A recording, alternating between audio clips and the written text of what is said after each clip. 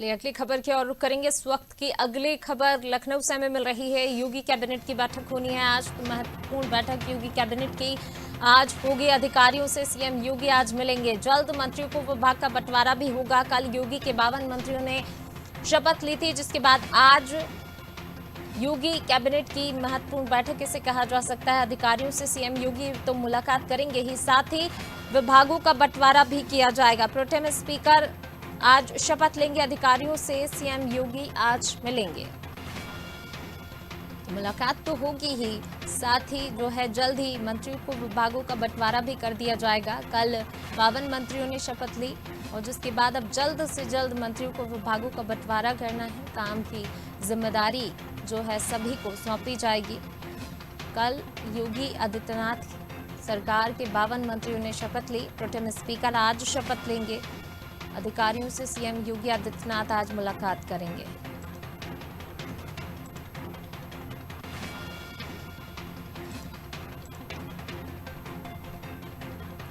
CM Yogi Adityanath कल शपथ ले चुके हैं। उनके साथ उनके 52 मंत्रियों ने भी शपथ ली, जिसके बाद आज योगी कैबिनेट की बैठक होनी है। दूसरे कार्यकाल की जो है योगी कैबिनेट की पहली बैठक आज होगी। अधिकारियों से रूबरू होंगे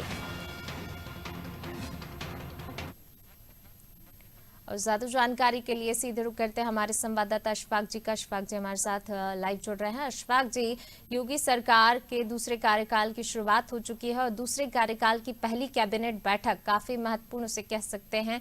अधिकारियों से मुलाकात होगी, रूबरू होंगे सीएम योगी आदित्यनाथ। इसके अलावा और क्या कुछ खास आज रहेगा? देखिए, जैसा आपने बताया कि आज जो है योगी आदित्यनाथ के कैबिनेट की पहली बैठक होगी।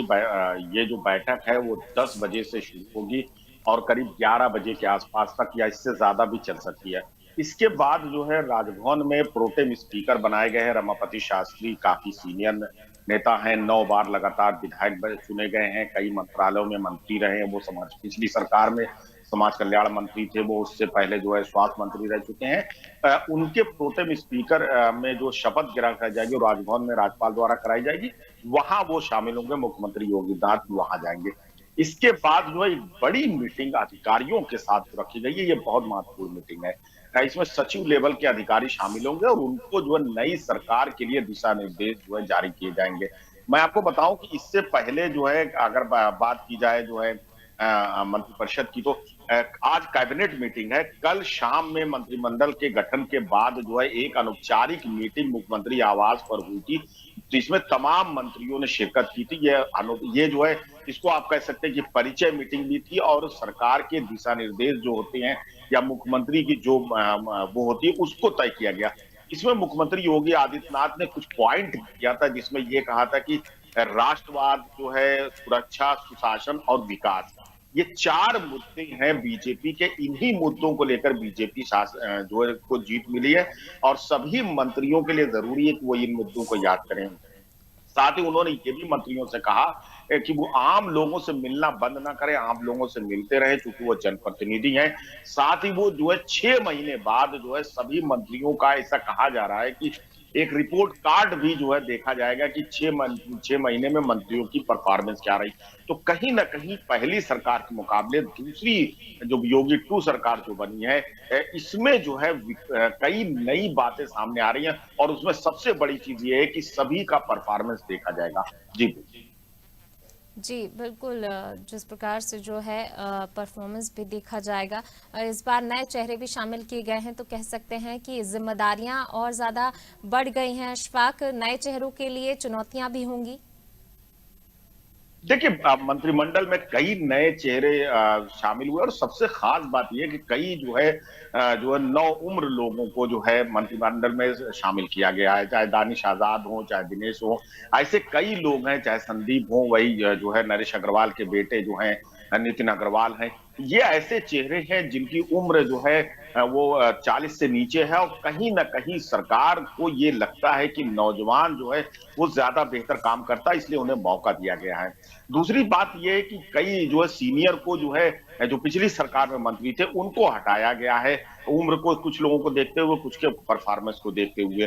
तो कहीं ना कहीं एक जो बीजेपी हाईकमान है, उत्तर प्रदेश के मुख्यमंत्री योगी आदित्यनाथ हैं, उनका ये सोचना है कि परफॉर्मेंस इसलिए बहुत जरूरी है क्योंकि चुनाव में जो जीत मिली है वो इतनी आसानी से नहीं मिली है, और उन्हें पता है कि विपक्ष जो है बैठा हुआ है। विपक्ष में अखिलेश यादव इस बार जो है लोकसभा की जगह विधानसभा में रहेंगे, तो कई मुद्दों पर वो घेरते नजर आएंगे। इसलिए शायद सरकार की ये सारी रणनीति है कि वो ऐसे शख्स को मंत्री बनाए जो परफॉर्मेंस ज्यादा दे सके, काम ज्यादा कर सके, और लोगों को, आम लोगों को जो है ज्यादा से ज्यादा जो उनसे मिल के उनकी समस्याओं को हल कर सके।